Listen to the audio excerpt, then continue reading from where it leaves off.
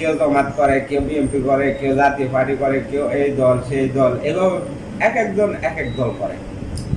18 কোটি জনগণের মধ্যে আবার নিরপেক্ষ কেউ আছে, আসলে প্রকাশ্যে নাই কিন্তু ভিতরগতভাবে সাপোর্ট করে যে আমি কোনো দল করি না, আমি কোনো দলের পক্ষে না। তো এরকম লোকও আছে ভিতরগতভাবে কিন্তু তারা সমর্থন করে যে কোনো একটা নির্দিষ্ট দলকে। এখন যদি সমর্থন যদি নাই করে তাইলে যে ভোট হইব, ভোটের মধ্যে সে কিভাবে কাকে ভোট দিবে? সে তো যে কোনো একজন ব্যক্তিকে তো ভোট দিতে হবে, যে কোনো একটা মার্কা থেকে তো ভোট দিতে হবে। তো আসলে দল করে না এমন কোনো মানুষ এই বাংলাদেশে বা এই পৃথিবীতে পাওয়া যাবে না।